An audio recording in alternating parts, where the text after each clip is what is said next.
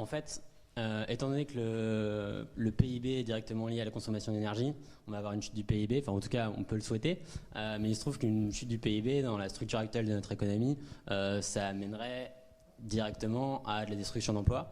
Donc comment faire pour que la descente énergétique soit socialement acceptable? Eh bien, vous avez la réponse. Il faut organiser la diminution du pouvoir d'achat. Et cette organisation n'est acceptable qu'à partir du moment où en face, vous arrivez aussi à faire baisser les charges. Alors la première charge aujourd'hui, c'est celle du logement. On va retomber sur ce que je disais tout à l'heure. Comme de toute façon, pour des raisons énergétiques, il faut faire dégonfler les grandes villes. Ça tombe bien. Si je vous enlève 30% à votre salaire, mais que vous allez dans un endroit où se loger coûte 30% moins cher, que par ailleurs vous faites pousser une partie de votre bouffe, bon, bah vous achèterez moins de fringues et moins de smartphones. Je ne sais pas si c'est très grave. Ce dont je suis intimement persuadé, c'est que le seul contexte dans lequel ce genre de choses est négociable, c'est si en face je vous amène de l'espoir. Dit autrement, je vous dégage le brouillard devant en vous disant quand même tu vas devant, là ça monte un peu, on va transpirer un peu. Mais je dégage l'horizon et on est sûr qu'on ne va pas tomber dans une crevasse. Je pense qu'il faut absolument tenir ce genre de discours, mais on en revient à ce que je viens de dire juste avant. Il faut être capable de faire la pédagogie du problème si on veut être capable de vendre l'effort face au problème. Ce que je crois aujourd'hui, c'est que dans la population française, une partie des gens ont confusément compris. Ils n'ont pas explicitement compris, ils continuent à tout confondre, ils ont quand même confusément compris que demain, ça n'allait pas être la répétition d'hier et qu'il allait y avoir des trucs bizarres. Bon. Donc je pense qu'aujourd'hui, quelque part, on n'est pas très loin de pouvoir commencer à accompagner ce mouvement. Déjà en expliquant. Moi, je sais que je ne me suis jamais fait sortir d'un endroit où j'expliquais les choses, y compris à des syndicalistes CGT. Enfin, quand on explique les choses et qu'on explique pourquoi, effectivement, il y a des difficultés devant nous qui ne sont pas liées à la mauvaise volonté de tel ou tel, mais qui sont juste liées à la façon dont le système s'est construit, en général, les gens sont d'accord, enfin, ont envie de discuter. Ils commencent à avoir envie de regarder qu'est-ce qu'on peut faire, etc. Alors, un truc qui revient systématiquement, c'est clair que c'est dans une privation générale, le mode de vie de Bernard Arnault est encore plus intolérable. Et ça, c'est vrai. Et c'est un vrai problème. Alors, il y a plusieurs manières de faire baisser la richesse de Bernard Arnault. Il y en a plein. On peut nationaliser sa boîte. Enfin bon, plein de manières. Bon. Je pense. Alors, je rebondis sur ce que je disais tout à l'heure sur les économistes qui ne réfléchissent pas dans le bon contexte. Il faut probablement réfléchir à des trucs comme ça. De même que tous les gens qui ont des pavillons de banlieue qui ne vaudront plus rien dans un monde à l'énergie contrainte. Parce que c'est quoi une banlieue? C'est la zone où vous allez mettre des gens qui sont indispensables à une activité de type urbain. Ce n'est pas des agriculteurs que vous mettez dans des pavillons de banlieue, c'est des employés de bureau. Hein. Donc vous mettez des gens qui font partie du système énergivore et qui, le jour où le système énergivore n'est plus là, font partie d'une agglomération qui n'a plus les moyens de trouver sa subsistance à l'extérieur et d'une agglomération qui est quand même trop dense, une banlieue, pour trouver sa subsistance en elle-même. Parce que ce n'est pas avec un jardin ouvrier de 50 mètres carrés que vous allez faire bouffer toute la famille toute l'année. Bon. Donc le pavillon de banlieue dans un monde en contraction énergétique, ma théorie, c'est qu'un jour, il ne vaudra plus rien. Peut-être qu'il faudrait anticiper le truc en créant un fonds d'indemnisation pour propriétaires de pavillons de banlieue. Non mais, il y a tout à inventer dans ce monde-là, puisque c'est un monde qu'on n'a jamais connu. C'est une nouvelle planification qu'il nous faut. Bien sûr qu'il faut une planification. Pas avec des plans quinquennaux, mais c'est quoi l'horizon de temps 50 à 100 ans. Okay. Bien sûr qu'il nous faut une planification. Alors là, je redis un truc que j'ai dit tout à l'heure. Les Français sont les champions du monde de l'optimisation sous contrainte. C'est aussi le seul pays communiste d'Europe de l'Ouest. La France est le seul pays communiste d'Europe de l'Ouest. On est un pays foncièrement égalitaire. Foncièrement égalitaire. Je veux dire, les gens, ça débecte mon voisin que je gagne 10% de plus que lui. Enfin, je veux dire, on est un pays foncièrement égalitaire.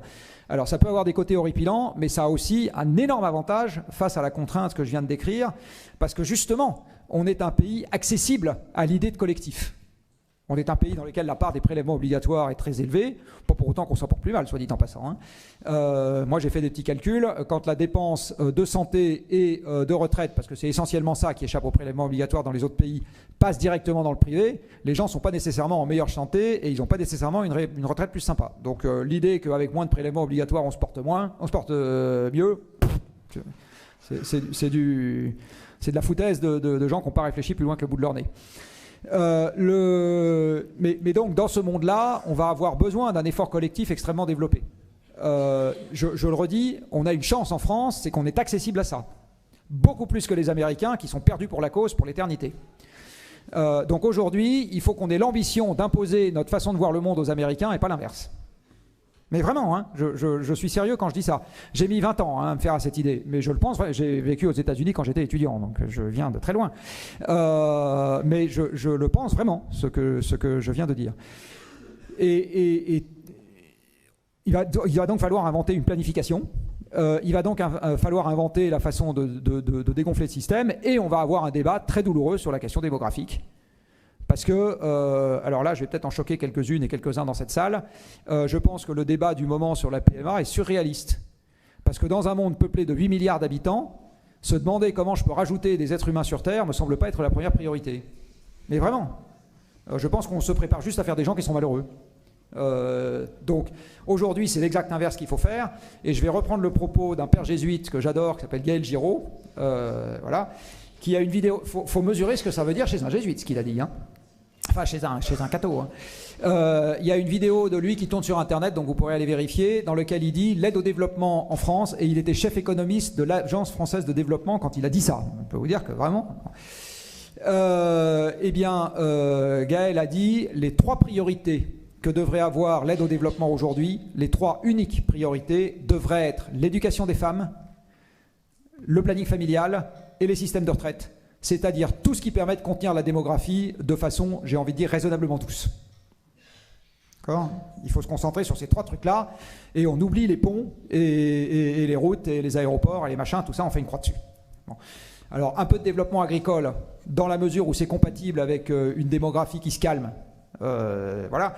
Sinon, le problème, il est juste... Bon, il se trouve que mon information de première main sur les soirées chez vous revient tout juste d'un stage à Madagascar de terrain où elle a compté les zébus. Le zébu, c'est le capital du paysan malgache, hein. Eh bien, c'est très simple ce qui se passe là-bas. La population croît. Vous n'êtes pas un homme si vous n'avez pas défriché votre parcelle, et donc les gens vont couper la forêt. Qu'est-ce que vous voulez faire contre ça ? Bon. La seule chose que vous pouvez faire, c'est d'essayer de changer le schéma dans lequel la population croît indéfiniment. Il n'y a pas d'autre chose à faire. Donc, mais c'est un débat difficile. De même qu'en France, on va avoir un débat sur les allocations familiales, etc. C'est des débats difficiles, mais il faut les avoir, parce qu'à mon avis, ne pas les avoir, c'est pire. C'est la régulation involontaire du système. Et je rappelle aux agros qui sont dans cet amphi que les populations animales n'ont que 2 modes de régulation naturelle, hein, c'est la famine et la maladie. Vous vous rappelez, hein, la famine et la maladie. Alors la guerre, c'est un accélérateur de la famine et de la maladie. C'est en général ça qui fait des gros dégâts dans une guerre, c'est que les gens n'ont plus à bouffer et qu'ils n'ont plus la possibilité de se soigner. Les morts directes dans le conflit, je vous rappelle que la Première Guerre mondiale a fait moins de morts que la grippe espagnole qui a suivi. Et dans les morts de la Seconde Guerre mondiale, vous avez énormément de morts chez les civils, qui sont des gens qui sont morts de faim et de maladie. Énormément. Donc, voilà, donc ne pas accepter de regarder en face ce problème-là, c'est signer pour le fait que la famine et la maladie et les guerres, à cause des tensions, règlent le problème à notre place. Je pense que c'est mieux d'avoir un débat sur les allocs, quoi.